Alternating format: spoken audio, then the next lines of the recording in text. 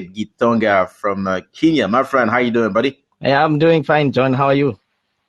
I'm doing fantastic, man. I'm doing fantastic. What people need to understand is that education is key for us to spread the word out there, so we can actually contribute all of us to growing an ecosystem that is viable, and foster that whole financial inclusion. So David Gitonga is going to talk to us exactly how digital blockchain education is helping grow the ecosystem, particularly in Africa. So David. All right. Thank you, John. Thank you for the great introduction. So, introducing who we are. I'm the managing director at BitcoinKE. So at BitcoinKE, what we do is we like to think of ourselves as decentralizing the African continent. So we run a news blog that is one of the leading authorities in the blockchain and the crypto space on the African continent. So now, looking at education, we sort of take a different approach when we are delivering news content. We like to think of news as also about education as well. So if you check out our blog, we are always very focused on delivering news with sort of education toppings. And this really is based on the experience that we've had in the space. For the last 3 years that we've been covering the space, we've seen a serious demand for education, a serious demand for awareness exists.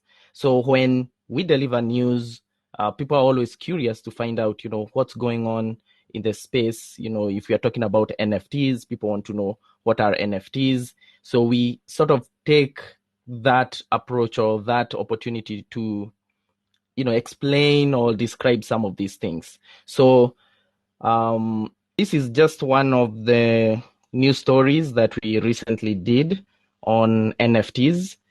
And we sort of take these approaches when it comes to, education in the space. As much as, for example, people talked about NFTs and what's happening in the space and the booming ecosystem there.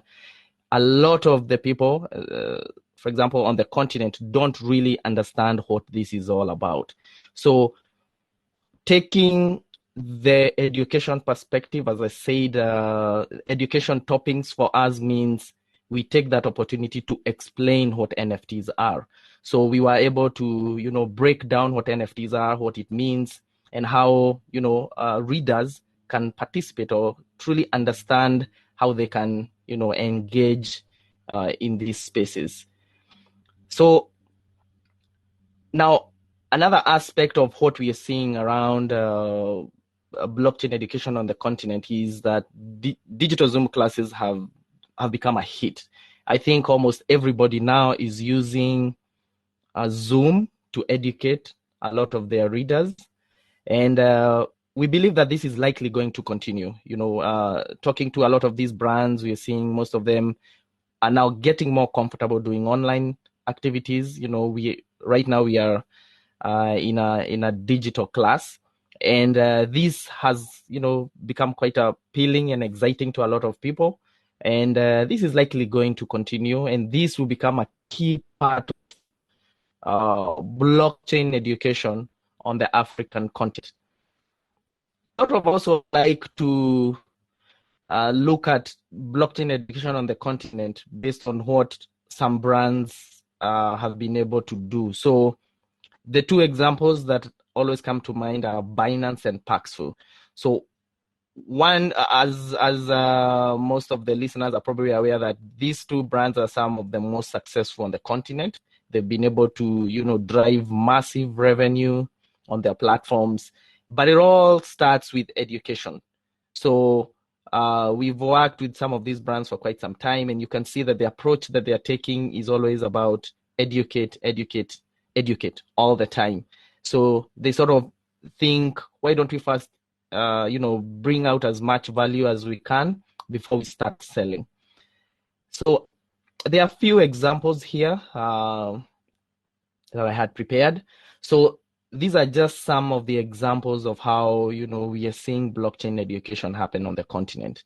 So Binance in 2020 reported that they educated about 70,000 Africans on the continent, and they were able to reach 40 plus countries. So they've pretty much been able to, expand this education massively on the continent. And I believe there are some of the brands that are contributing to this level of education. Again, they've been doing quite a lot of activities, not just as an exchange, but also as a platform. Their Binance Smart Chain has become quite popular recently.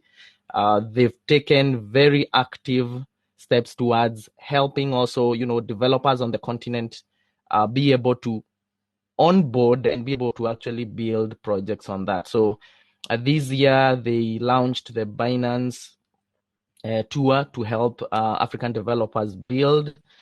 I think they got almost 11,000 signups from that campaign, and I believe they are very much focused on doing more. Looking at Paxful again as well, they've been very much education focused. Over the course of 2020, they've been able to do a number of classes, educating people on the challenge. The CEO has always come out and tried to bring out the use cases on the continent. How do we see blockchain and crypto being used on the continent? So I sort of think those are very good examples on how education is playing out on the continent. Now, what are the results of all this education? Are there any benefits that these brands are getting? So again, when you look at these two brands, you can clearly see the results of their efforts. Binance, for example, last year said they were able to process $280 million on their P2P platform, massively being through their efforts around education. Paxful, again, the same thing. Just in Kenya alone, they were able to bring in about 60,000 new users. So, and this is quite interesting because these are brands that are, as much as they are successful, they also realize that education is not a one-off thing. You need to consistently keep on educating your community, educating other people to help them understand what's going on in this space. Now, where is all this interest coming from? I mean, who are these Africans being educated and getting onboarded on these platforms? So there are sort of three categories of people that are benefiting from this education. Number one is obviously traders. Traders are they make up the largest communities on the continent when it comes to education and awareness. We are starting to see, these traders come up with unique ways of, offering value in the space. So this is one classic example that happened this year. A trader decided to sort of go offline and start offering some of his services, on the streets. And they came up with this P2P crypto vending approach, where they're able to buy and help people buy and sell crypto right on the streets. Mobile money is big in Kenya. So they sort of thought, how do I leverage this massive mobile use case and bring it onto crypto? So they came up with this, which I thought was quite interesting. Now, businesses as well have jumped on board. So this is one of the businesses that was able to get onboarded and start accepting crypto on the continent. I remember when we ran this story, it had massive media attention. I remember, I think BBC covered it, Cointelegraph, and all these other big brands, all through the awareness efforts the continent. We also have other businesses that have been able to, start adopting. So this is another example from Uganda, a business that is also accepting crypto for payments. This is yet another business right in Kenya, again accepting crypto.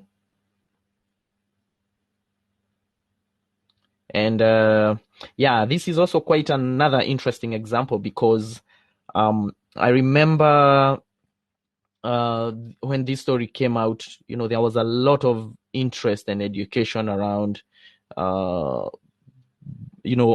Bitcoin really? What does it do? What does it help? Why do we need an ATM, for example? So this was interesting because it helped open up a lot of conversations in this space. Again, media jumped on board. I remember as well, a lot of brands also started putting out information, on their digital channels. How does it work? How can you use it and things like that. So again, it opened up conversations in the space. Now, the third category is institutions. Again, we are seeing a level of adoption. This is a classic example of one organization called Grassroots Economics, who partnered with the largest humanitarian organization in Kenya to launch a token-driven income system. So here, there was a lot piloted it throughout 2018, 2019. It obviously got a lot of interest, and Kenya Red Cross decided, I think this is something we can use. It has a real use case and it's practical, so let's pilot it. So they sort of piloted it in 2020.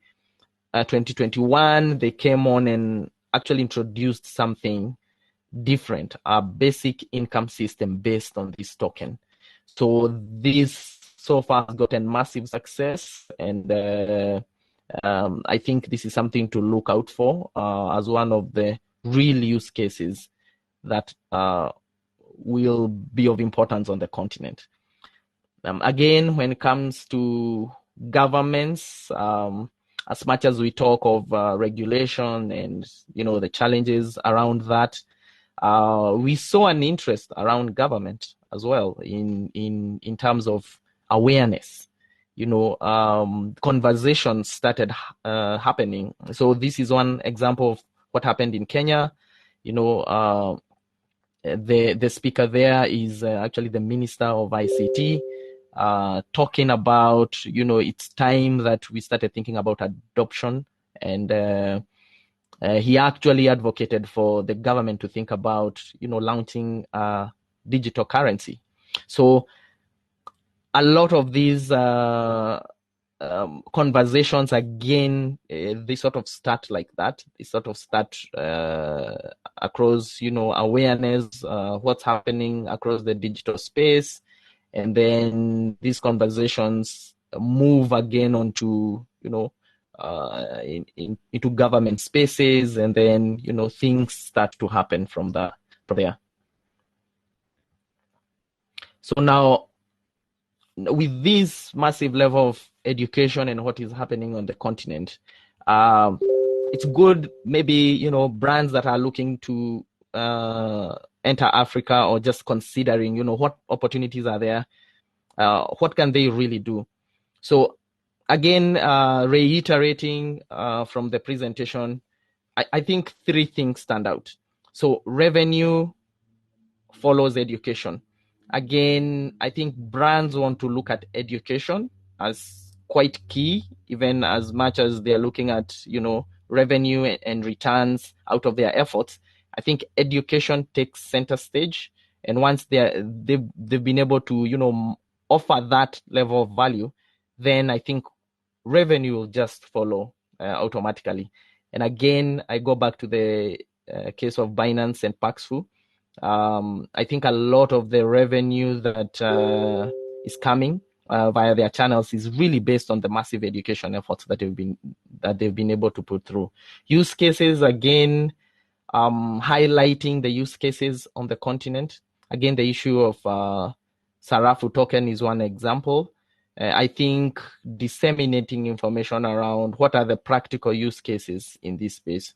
I think a week or 2 weeks ago, the Central Bank of Kenya governor again reiterated this case, and he's like, let's stop talking about crypto. Can we see use cases? What are the real use cases? And then we can start considering, this technology. So I think that is also an important aspect to consider for anyone looking at the continent. Engagement, again, this boils down to how often are you engaging with the community when it comes to education, when it comes to awareness, when it comes to conferences like this one. So these are really quite important avenues that we feel will continue to build trust and confidence. As engagement grows in the space, then more people are going to realize, this is something to consider seriously. I think with that, I can close by saying at BitcoinKE, we are really at the education forefront on the continent. We are really focused on education. As much as we are a news site, we also realize that news can come with education toppings.